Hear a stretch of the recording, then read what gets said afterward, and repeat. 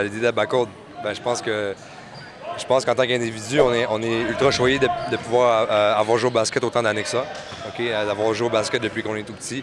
L'élément formateur que ça fait, l'élément éducateur que c'est, en termes de discipline, en termes de persévérance, en termes de sportsmanship, bon, et tout.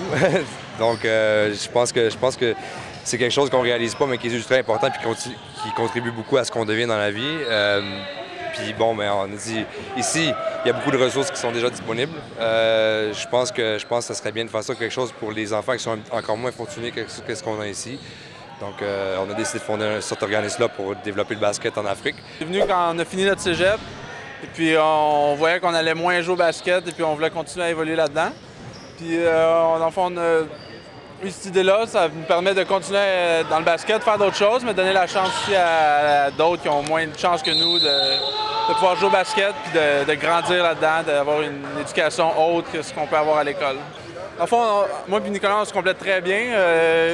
Nicolas est toujours fonceur puis très expressif. Moi, je suis plus réservé. Des fois, je suis plus terre à terre.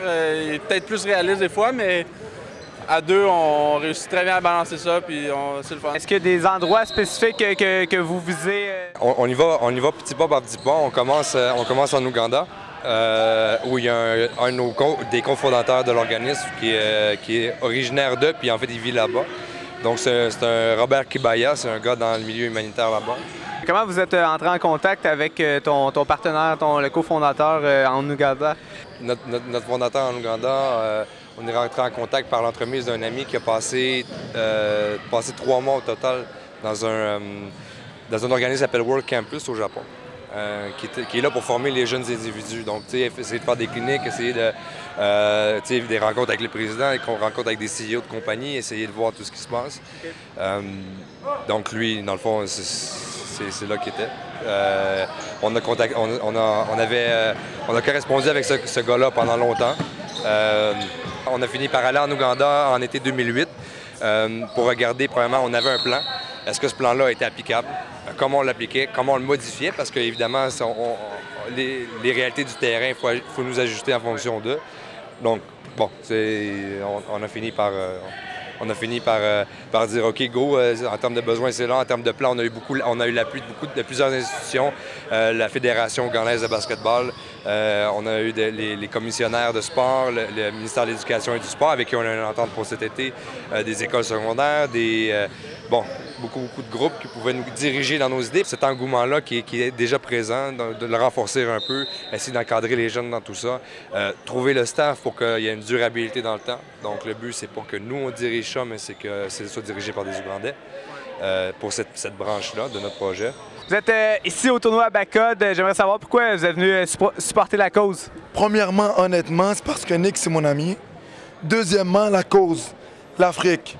Puis nous, on fait ce tournoi-là parce que mon ami Nicolas, il s'en va en Afrique pour les aider, justement. C'est super une belle cause. Ça va faire un plaisir d'aider Nick. C'est une bonne cause aussi, ça va aider des jeunes enfants à pouvoir jouer au basket. Qui sait, peut-être que le prochain Kobe Bryant va être un Africain. Who knows? We never know. So.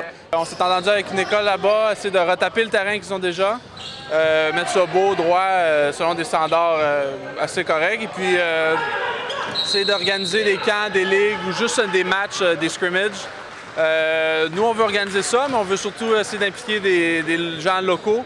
Comment venir en aide à Abacode? Première façon, c'est plate à dire, mais c'est en envoyant de l'argent. C'est toujours un besoin, quelque chose dont on a besoin.